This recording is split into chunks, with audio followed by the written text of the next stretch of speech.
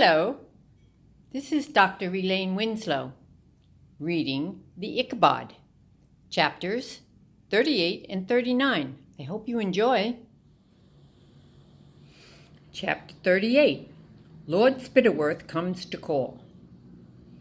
Ma Grunter was one of the few Cornucopians who'd grown richer and richer in the last few years. She'd crammed her hovel with children and babies until the place was at a bursting point, then demanded gold from the two lords who now ruled the kingdom to enlarge her tumble-down house. These days, the orphanage was a thriving business, which meant that Ma Grunter was able to dine on delicacies that only the rich could afford. Most of the gold paid for bottles of the finest Jeroboam wine, and I'm sorry to tell you that when Ma Grunter was drunk, Ma Grunter was very cruel indeed. The children inside the orphanage sported many cuts and bruises because of Ma Grunter's drunken temper. Some of her charges didn't last long on a diet of cabbage soup and cruelty. When endlessly hungry children poured in the front door, a little cemetery in the back of the building became fuller and fuller. Ma Grunter didn't care. All the Johns and Janes of the orphanage were alike to her. Their faces pale and pinched, their only worth was the gold she got for taking them in. But in the 7th year of Lord Spittleworth's rule over Cornucopia, when he received yet another request for gold from Ma Grunter's orphanage, the chief advisor decided to go and inspect the place before he gave the old woman any more funds. Ma Grunter dressed up in her best black silk dress to greet his lordship and was careful not to let him smell wine on her breath. "Poor little mites, ain't they, your lordship?" she asked him as he looked around at the pale, thin children with his scented handkerchief held close to his nostrils.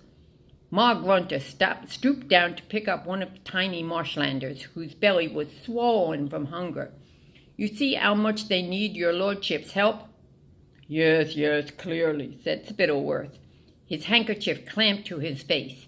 He didn't like children, especially children as dirty as these. But he knew that many Cornucopians were stupidly fond of brats, so it was a bad idea to let too many of them die. "Very well. Further funds are approved, Ma Grunter." As he turned to leave, the Lord noticed a pale little girl standing in the door holding a baby on each arm. She wore a patched overalls that had been let out and lengthened. There was something about this little girl that set her apart from all of the other children. Spittleworth had even had the strange notion that he'd seen somebody like her before. Unlike the other brats, she didn't seem at all impressed by his sweeping chief advisor's robes, nor the jangling medals he'd awarded himself for being regimental colonel of the Ickabog Defense Brigade. "What's your name, girl?" Spittleworth asked. Halting beside Daisy, he lowered his scented handkerchief. "Jane, my lord. We're all called Jane here, you know," said Daisy, examining Spittleworth with cool, serious eyes. She remembered him from the palace courtyard where he'd once played, how he and Flapone would scare the children into silence as they walked past scowling. "Why don't you curtsy? I'm the king's chief advisor." "A chief advisor isn't a king," said the girl. "What's that she's saying?" croaked Ma Grunter, hobbling across to see what Daisy wasn't making trouble. All of the children in her orphanage, Daisy Dovetail was the one Ma Grunter liked the least. The girl's spirit had never quite been broken, although Ma Grunter had tried her hardest to do it. "What are you saying?" "Ugly Jane," she said. Daisy wasn't ugly, not in the slightest. But this name was one of the ways Ma Grunter tried to break her spirit. "She's explaining why she doesn't curtsy to me," said Spittleworth, still staring into Daisy's dark eyes and wondering where had he seen her before. In fact, He'd seen her face in the carpenter he visited regularly in the dungeon. But as Mr. Dovetail was now quite insane, with long white hair and a beard, and this girl looked intelligent and calm, Spittleworth didn't make the connection between them. "Ugly Jane's always been an impudent," said Ma Grunter, inwardly vowing to punish Daisy as soon as Lord Spittleworth had gone. "One of these days I'm going to turn her out, my lord, and she can see how she likes begging on the streets, instead of sheltered under my roof and eating my food." "How I'd miss cabbage soup," said Daisy, in a cold, hard voice. "Did you know that that's what we eat here, my lord? Cabbage soup, 3 times a day." "Very nourishing, I'm sure," said Lord Spittleworth. "Though sometimes, as a special treat," said Daisy, "we get orphanage cakes. Do you know what they are, my lord?" "No," said Spittleworth against his will. There was something about this girl. Now, what was it? "They're made of spoiled ingredients," said Daisy, her dark eyes boring into his. "Bad eggs, moldy flour, scraps of things that have been in the cupboard too long. People haven't got any other food to spare for us, so they mix up the things that they don't want and leave them on the front steps. Sometimes the orphanage cakes makes the children sick, and they eat them anyway because they are very hungry." Spittleworth wasn't listening to Daisy's words, but to her accent. Though she'd spent so long in Jeroboam, her voice still carried traces of Chokesville. "Where do you come from, little girl?" he asked. The other children had fallen silent now. All of them were watching the Lord talking to Daisy. Though Ma Grunted hated her, Daisy was a great favorite among the younger children because she protected them from Ma Grunter and Basher John and never stole their day crusts, unlike some of the other big children. She'd also been known to sneak them bread and cheese from Ma Grunter's personal stores, although this was very risky business and sometimes led to Daisy being beaten by Basher John.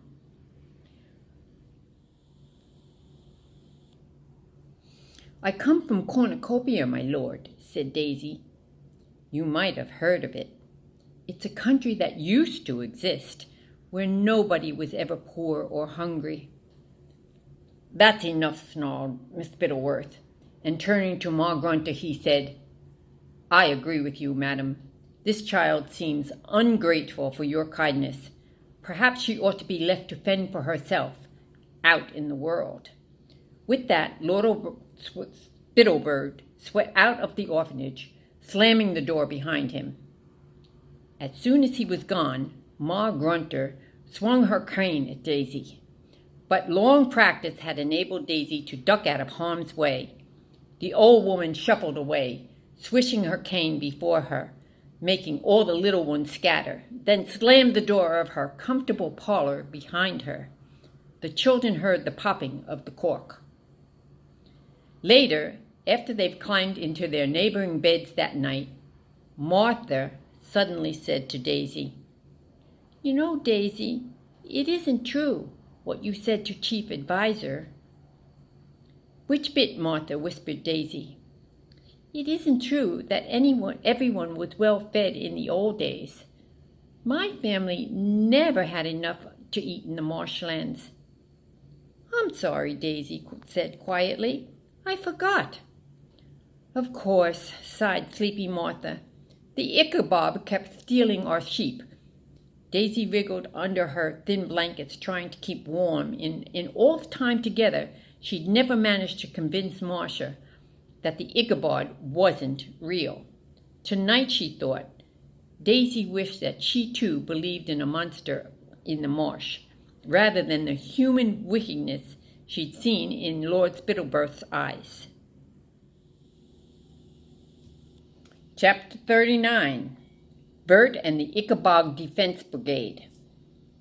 Now we return to Charlesville, where some important things are about to happen.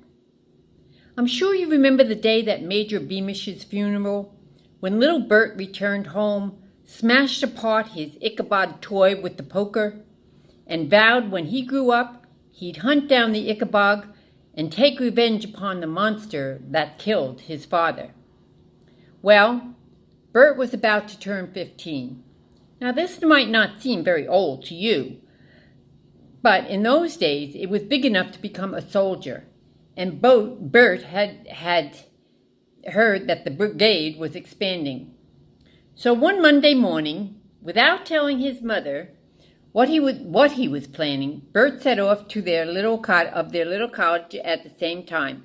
But instead of going to school, he stuffed his school bags into the garden hedge where he could retrieve them later. Then he headed for the palace, where he intended to apply to join the brigade. Under his shirt, for luck, he wore the silver medal his father had won for outstanding bravery against the Ickabog.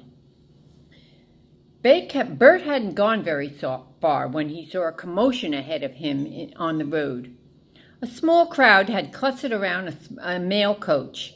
As he was too busy trying to think about good answers to questions Major Roach was sure to ask him, Burt walked past the mail coach without paying much attention to it. What Burt didn't realize was that the arrival of the mail coach was going to have some very important consequences, which would send him on a dangerous adventure.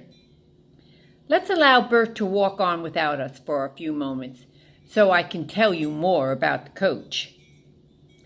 Ever since Lady Islanda had informed King Fred that Cornucopia was unhappy about the Ickabog tax, Spiderworth and Flapoon had taken steps to make sure that he never heard news from the outside of the capital again. As Chokesville remained quite rich and bustling, the king, who never left the capital anymore, assumed the rest of the country must be doing the same. In fact, the other Cornucopia cities were all full of beggars and boarded-up shops because the two lords and Roach had stolen so much gold from the people. To ensure that the king never got wind of all this, Lord Spittleworth, who read all the king's mail in any case, had hired gangs of highwaymen lately to stop any letters entering Chokesville. The only people who knew this were Major Roach, because he hired the highwaymen, and Cankerby, the footman, who'd been lurking outside the guard's room when the plan was hatched. Spittleworth's plan had worked well so far, but today, just before dawn, some of the highwaymen had bungled the job. They'd ambushed the coach as usual, dragging the poor driver from his seat, but before they could steal the mail sacks, the frightened horses had bolted. When the highwaymen fired their guns after the horses, they merely galloped all the faster, so that all the mail coach soon entered Chokesville, where it careened through the streets, finally coming to the rest in the city within the city. There, a blacksmith succeeded in seizing the reins and bringing the horses to a halt. Soon the servants of the king were tearing open long-awaited letters from their families.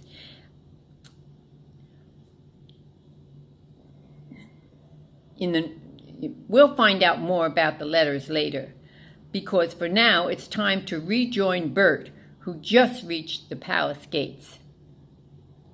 "Please," Burt said to the guard, "I want to join the Ickabog Defense Parade." The guard looked at Burt's name and told him to wait, then carried the message to Major Roach. However, when he reached the door of the guard's room, the soldier paused. Because he could hear shouting, he knocked on the door, and the voices fell silent at once. "Enter," barked Roach. The guard obeyed and found himself face to face with three men. Major Roach, who looked extremely angry, Lord Flapoon, whose face was scarlet above his striped silk dressing gown, and Cankerby, the footman, who, with his usual good timing, had been walking to work when the mail coach came galloping into town, he had hastened to tell Flapoon that the letters had managed to make their way past the highwaymen. On hearing this news, Flapoon had stormed downstairs from his bedroom in the guard's room to blame Roach for the highwaymen's failure, and shouting match erupted. Neither man wanted to be blamed by Spittleworth when he returned from his inspection of Ma Grunter's and heard what had happened. "Major," said the soldier, saluting both men, "there's a boy at the gate, sir, name of Burt Beamish. Wants to know if he can join the Ickabog defense parade." "Tell him to go away," barked Flapoon. "We're busy." "Do not tell the Beamish boy to go away," snapped Roach. "Bring him to me immediately. Cankerbaker, leave us."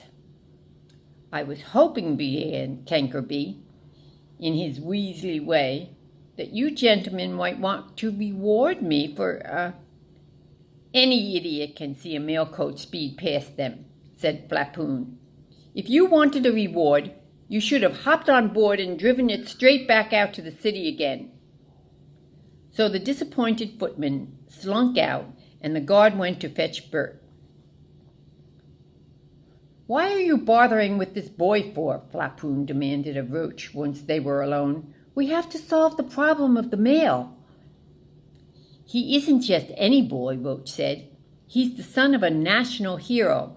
You remember Major Beamish, my lord? You shot him." All right. There's no need to go on about it," said Flapoon irritably. "We've all made a tidy bit of gold out of it, haven't we? What do you suppose his son wants? Compensation?" But before Major Roach could answer, in walked Burt, looking nervous and eager. "Good morning, Beamish," said Roach, who'd known Burt a long time because of his friendship with Roderick. "What can I do for you?" "Please, Major," said Burt. "Please, I want to join the Ickabog defense parade. I heard you needed more men." "Ah," said Major Roach. "I see. And what makes you want to do that?" "I want to kill the monster that killed my father," said Burt. There was a short silence, in which Major Roach wished he was as good as the Lord Spittleworth at thinking up lies and excuses. He glanced toward Lord Flapoon for help, but none came, although Roach could tell that Flapoon, too, had spotted the danger. The last thing the Ickabog Defense Parade needed was somebody who actually wanted to find the Ickabog. "There are tests," said Roach, playing for time. "We don't just let anybody join. Can you ride?" "Oh, yes, sir," said Burt truthfully. "I taught myself." "Can you use a sword?" "I'm sure I could pick it up fast enough," said Burt. "Can you shoot?" "Yes, sir. Yes, sir, I can hit a bottle from the end of the paddock." Said Roach. "Yes, but the problem is, Beamish, you see, the problem is you might be too—" "Foolish," said Flampon cruelly. "We really wanted this boy gone, so he and Roach could think up some solution to the problem of the mail coach." Bert's face flushed with color. What? "Your schoolmistress told me," lied Flampoon. He'd never spoken to the schoolmistress in his life. "She says you're a bit of a dunce. Nothing that should hold you back in any other line of work other than soldiering, but dangerous to have a dunce on the battlefield." My remarks are all right," said poor Burt, trying to stop his voice from shaking. "Miss Monk never told me she thinks I'm—" "Of course she hasn't told you," said Flampoon. "Only a fool would think a nice woman like that would tell a fool he's a fool. Learn to make pastries like your mother, boy, and forget about the Ickabog. That's my advice." Burt was horribly afraid his eyes had filled with tears. Scowling in his effort to keep from crying, he said, I'd like to welcome the chance to prove I'm not a fool." Major. Roach wouldn't have put matters as rudely as Flampoon, but after all, the important thing was to stop the boy from joining the brigade. So Roach said, "Sorry, Burmish, but I don't think that you're cut to be soldiering. However, as Lord Flampoon suggested—" "Thank you for your time, Major," said Burt in a rush. "I'm sorry to have troubled you." And with a low bow, he left the guard's room. Once outside, Burt broke into a run. He felt very small and humiliated. The last thing that he wanted to do was return to school, not after hearing his teacher really thought of him. So, assuming that his mother would have left for work in the palace kitchens, he ran all the way home, barely noticing the knots of people now standing on street corners, talking about the letters in their hands. When Burt entered the house, he found Mrs. Beamish still standing in the kitchen, staring at a letter of her own. "Burt," she said, startled by the sudden appearance of her son, "what are you doing home?" "Toothache," invented on the spot. Burt invented on the spot. "Oh, you poor thing, Burt." "We've had a letter from Cousin Harold," said Mrs. Beamish, holding it up. "He said he's worried he's going to lose his tavern. And that marvelous inn he built from nothing. He's written to me to ask whether I might be able to get him a job working for the king." "I don't understand. What can have happened?" "Harold says he and the family are actually going hungry." "It'll be the Ickabog, won't it?" said Burt. "Jeroboam's the city nearest the marshlands. People have probably stopped visiting taverns at night, in case they might meet the monster on the way." "Yes," said Mrs. Beamish, looking troubled. "Yes, maybe that's why. Gracious me!